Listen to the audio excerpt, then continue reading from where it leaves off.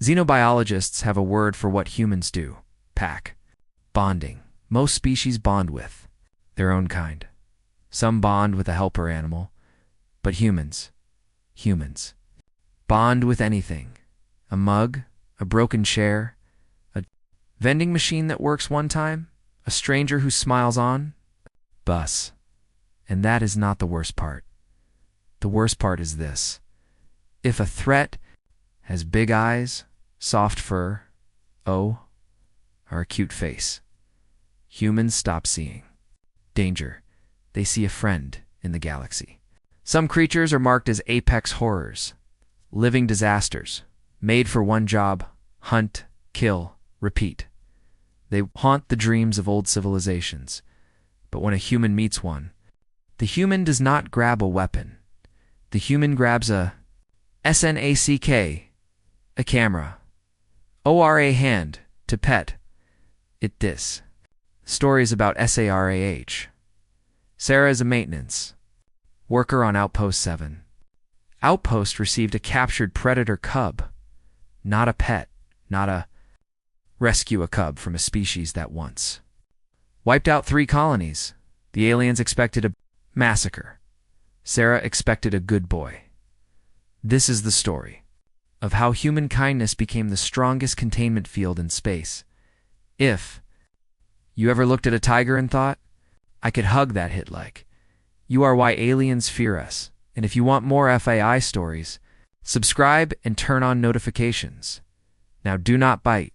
The cub had a classified name, Voidhound Juvenile, but the crew had a different name, the Doom Cub. Even as a baby, it was terrifying.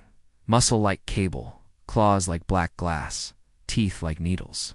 But the worst part: the eyes. Huge, glossy, confused.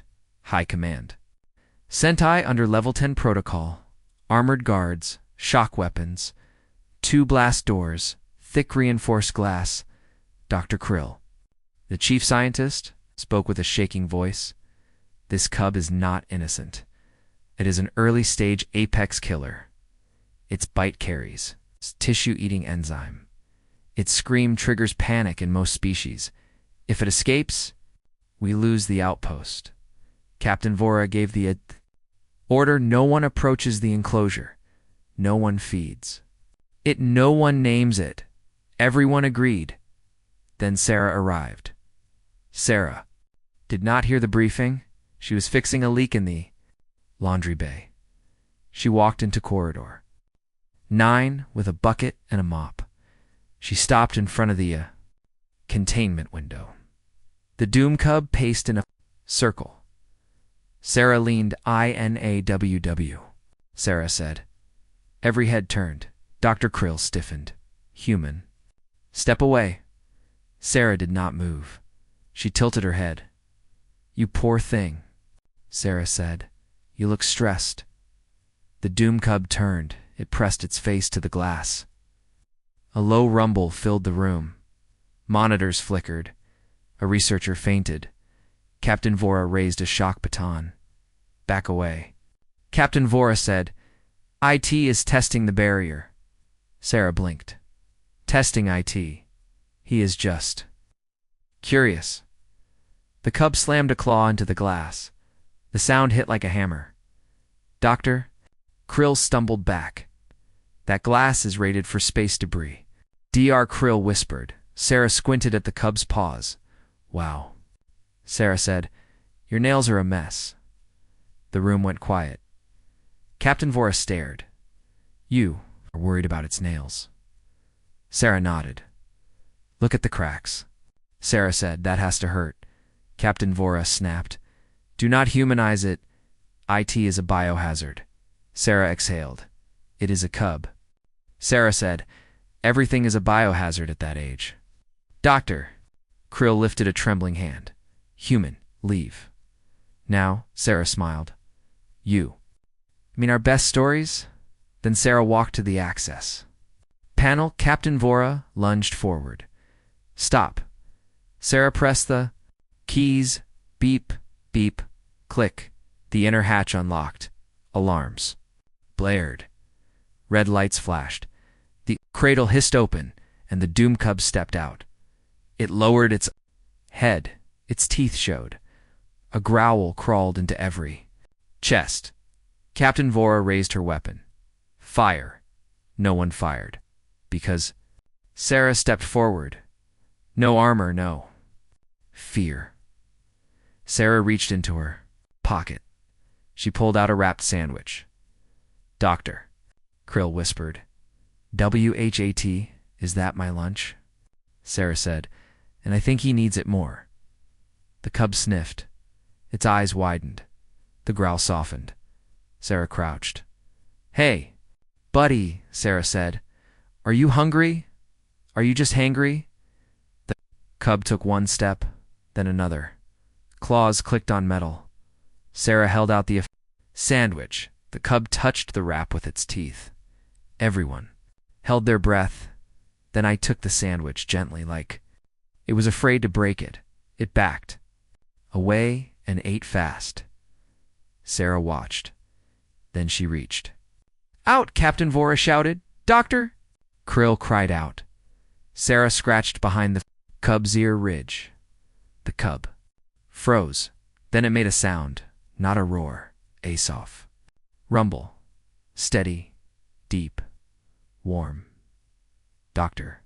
Krill gasped. It is charging a sonic attack. Sarah laughed. No. Sarah said, he is purring. Captain Vora whispered, predators do not purr. Sarah kept scratching. This one does. The cub leaned into her hand. Then I tat down like a trained pet. Sarah smiled. See? Good. Boy. Dr. Krill shook. Our models say this species is pure. Violent. Sarah shrugged. Maybe. Your models never tried snacks, Captain Vora finally asked. What is its name? Sarah answered fast. Biscuit. Dr. Krill groaned.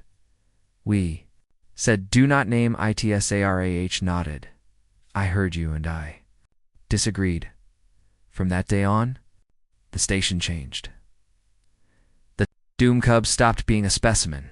It became Biscuit. Biscuit followed Sarah everywhere. Maintenance tunnels, supply bays, airlock corridors. He tried to ride the elevator. He did not fit. He chewed a warning cone once.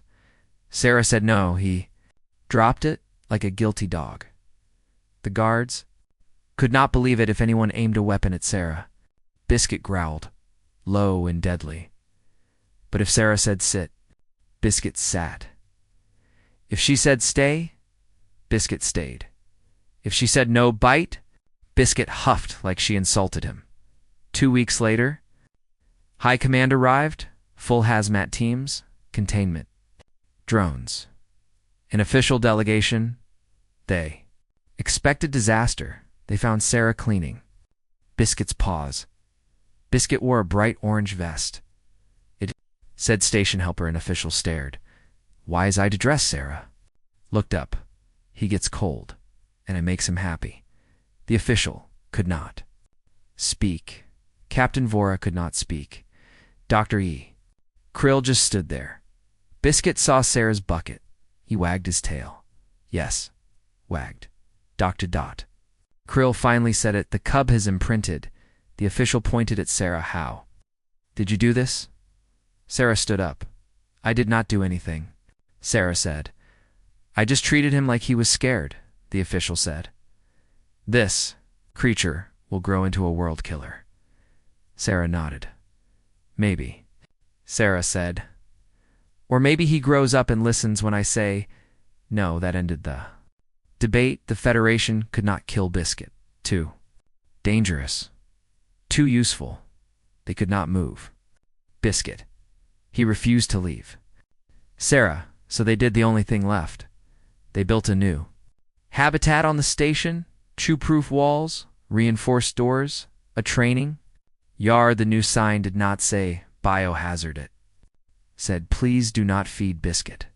Chocolate it upsets his stomach. Months later, Dr. Krill watched Sarah play Fiv. Sarah threw an empty canister. Biscuit ran after IT like IT was the best day of his life. Doctor. Krill spoke softly. Our data says this species has no loyalty. Sarah smiled. He is still a cub. Sarah said, Cubs want a pack, Dr. Krill asked. And you are the pack. Sarah nodded. Humans are the apex of social chaos. Sarah said, we bond with things that should eat us. And sometimes it works. Biscuit returned. The canister, he dropped IT at Sarah's feet. He sat. He looked up with those big eyes. Sarah scratched. His head, good boy. Biscuit. Thanks for watching Neon Cub Tales Hit. Like if Biscuit made you smile, share this with a friend. Who Pets Everything comment, would you save the Predator Cub, yes or no?